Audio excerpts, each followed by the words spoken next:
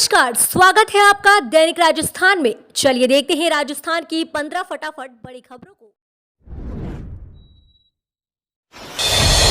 प्रियंका गांधी के झुंझुनू दौरे से पहले अशोक गहलोत के एक ट्वीट ने बढ़ाया सस्पेंस। राजस्थान में चुनावी पारा चढ़ा हुआ इसी बीच जहां कांग्रेस की महासचिव प्रियंका गांधी एक बार फिर राजस्थान दौरे पर आ रही हैं। प्रियंका गांधी के झुंझुनू दौरे से पहले मुख्यमंत्री अशोक गहलोत के एक ट्वीट ने सस्पेंस बढ़ा दिया है। दरअसल मुख्यमंत्री अशोक गहलोत के एक्स आईडी से ट्वीट किया गया कि राजस्थान की महिलाओं के लिए विशेष सूचना।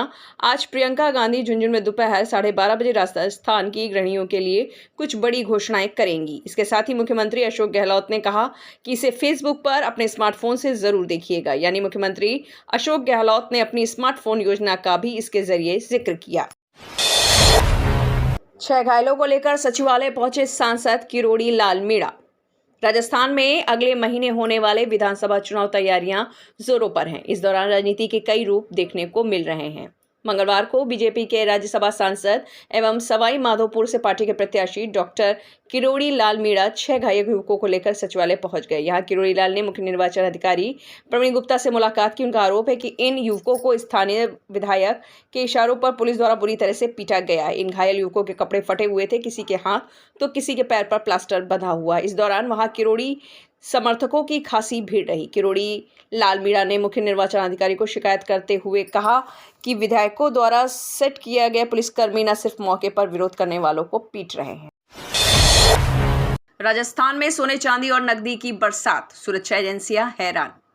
राजस्थान में चुनावी माहौल में सोना चांदी और रुपयों की बरसात हो रही है। सूबे में चुनावी माहौल के दौरान आचार संहिता का पालन करने के लिए एक्शन में आई सुरक्षा एजेंसियां यह सब देखकर हैरान हैं। राजस्थान में आचार संहिता लगने के बाद बीते 14 दिन में 216 करोड़ रुपयों को सोना, चांदी, नकदी और ड्रग्स को बरामद कर जब्त किया जा चुका है। इनमें अकेले जयपुर में 35 करोड़ से ज्यादा का सोना, चांदी, नकदी और शराब समेत अन्य नशीले पदार्थ पकड़े गए हैं। इसमें दूसरे नंबर पर भीलवाड़ा है, जहां ये आंकड़ा 14 करोड़ को पार कर गया है।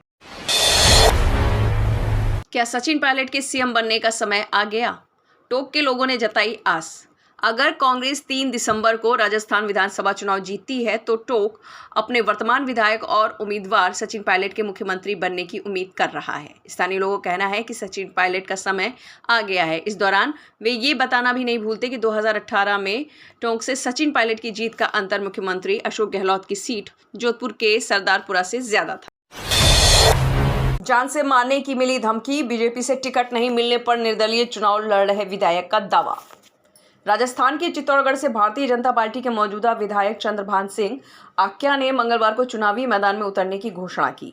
पार्टी ने इस सीट से नरपत सिंह राजवी को अपना उम्मीदवार बनाया है। आक्या ने मंगलवार को अपने समर्थकों की एक बैठक में यह घोषणा की। उन्होंने कहा कि वह चित्तौड़गढ़ सीट से ही चुनाव लड़ेंगे। साथ ही विधायक ने पुलिस में शिकायत दर्ज करवाई है कि फोन कॉल कर अज्ञात व्यक्ति ने उन्हें जान से मारने की धमकी दी है।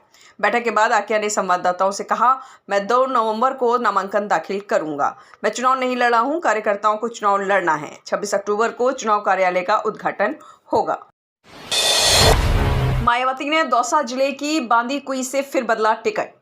राजस्थान पे बसपा ने 4 सीटों पर और प्रत्याशी घोषित कर दिए हैं। इस लिस्ट में कांग्रेस से बसपा में शामिल हुए रामलाल चौधरी को सांगानेर से टिकट दिया गया है, जबकि दौसा जिले के बांदीकुई से फिर भवानी सिंह गुज्जर को टिकट दिया है। बता दें कि इससे पहले उमेश वर्मा को टिकट दिया था, भवानी सिंह का टिकट काट दिया था, लेकिन फिर से भवानी सिंह को टिकट दे दिया है। बसपा प्रत्याशी कांग्रेस के GR खटाड़ा का खेल बिगाड़ सकते हैं। गुज्जर वोट बैंक में सेंध लग सकती है। उमेश शर्मा को टिकट मिलने पर खटाड़ा को राहत मिली थी, लेकिन एक बार फिर मुश्किल बढ़ गई है। राजस्थान में बदलेगा सियासी रिवाज। राजस्थान विधानसभा चुनाव में इस बार कांग्रेस बहुत संभल कर अपने दांव चल रही है। पार्टी ने प्रदेश के 200 सीटों में से अब तक केवल 76 उम्मीदवारों के ही नाम का ऐलान किया है। इन नामों में पार्टी ने कोई बड़ा दावा या बड़ा बदलाव नहीं करते हुए पुराने चेहरों पर भी भरोसा जताया है। सरकार के गठन के वक्त समर्थन करने वाले 6 निर्दलीय विधायकों को भी पार्टी ने अपना प्रत्याशी घोषित किया है। राजस्थान में विधानसभा की 200 सीटों के लिए 25 नवंबर को मतदान होगा और मतों की गिनती 3 दिसंबर को की जाएगी। कांग्रेस राजस्थान में रिवाज बदलने के लिए चुनाव लड़ रही है। यही वजह है कि पार्टी हर निर्णय बहुत संभल कर रही है। पार्टी ने अभी तक जिन सीट पर प्रत्याशियों के नाम का ऐलान किया है। राजस्थान में महिलाओं को सम्मान और सुरक्षा कब मिलेगी? प्रियंका गांधी पर बीजेपी ने कसा तंज। राजस्थान विधानसभा चुनाव के मतदान की तारीख जैसे जैसे नजदीक आ रही है, राजनीतिक दलों ने प्रचार को लेकर अपनी तैयारियां तेज कर दी हैं। इसी कड़ी में कांग्रेस की राष्ट्रीय महासचिव प्रियंका गांधी वाड्रा का झुंझुनू का दौरा करने का कार्यक्रम है। हालांकि इसे लेकर भाजपा ने उन पर जमकर हमला बोला है। भाजपा नेता सतीश पुनिया ने राजधानी जयपुर में न्यूज एजेंसी ANI से बातचीत में प्रियंका गांधी के झुंझुनू दौरे पर कहा कि पिछली बार जब वह निवाई आई तो उन्होंने आदर्श चुनाव आचार संहिता का उल्लंघन किया था। इतना ही नहीं, उन्होंने प्रधानमंत्री पद का अपमान करते हुए झूठा बयान भी दिया। राजस्थान में बीजेपी और कांग्रेस दोनों में बगावत। राजस्थान में बीजेपी और कांग्रेस में दोनों ही दलों में बागी बलवान बन गए हैं। कांग्रेस ने 74 उम्मीदवार घोषित किए हैं, जबकि बीजेपी ने 184। दोनों की दलों में टिकटों को लेकर कार्यकर्ताओं में रोष है। बीजेपी में हालत ज्यादा खराब है। बीजेपी प्रदेश अध्यक्ष CP जोशी के घर पर नाराज कार्यकर्ताओं ने पथराव कर दिया। हालांकि बीजेपी ने डैमेज कंट्रोल के लिए केंद्रीय मंत्री कैलाश चौधरी की अध्यक्षता में एक कमेटी गठित की, लेकिन कमेटी नाराज लोगों को मनाने में फिलहाल विफल रही। जबकि कांग्रेस में डूंगरपुर से लेकर जयपुर तक प्रदर्शन जारी है। डूंगरपुर में विधायक गणेश घोगरा को टिकट दिए जाने पर कांग्रेस के कई नेताओं ने बगावत कर दी है। करोड़ों किसानों को मिलेगा दिवाली का तोहफा, खाते में आएंगे 15वीं किस्त के 2000 रुपए।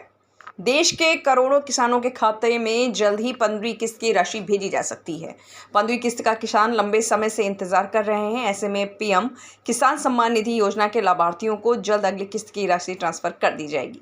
मोदी सरकार द्वारा करोड़ों किसानों के खाते में 15वीं किस्त के तहत 2000 रुपए की राशि का भुगतान किया जाना है। माना जा रहा है कि नवंबर महीने में दीपावली से पहले किसानों को भी मोदी सरकार बड़ी राहत दे।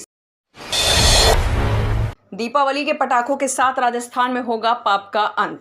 विजयदशमी पर मंगलवार रात नंदनवन मयूर सेवा समिति की ओर चोपासनी हाउसिंग बोर्ड क्षेत्र के सेक्टर 16 में आयोजित रावण दहन के कार्यक्रम में केंद्रीय मंत्री शेखावत ने कहा कि आप सबके आशीर्वाद से देश में नरेंद्र मोदी जी की सरकार चल रही है।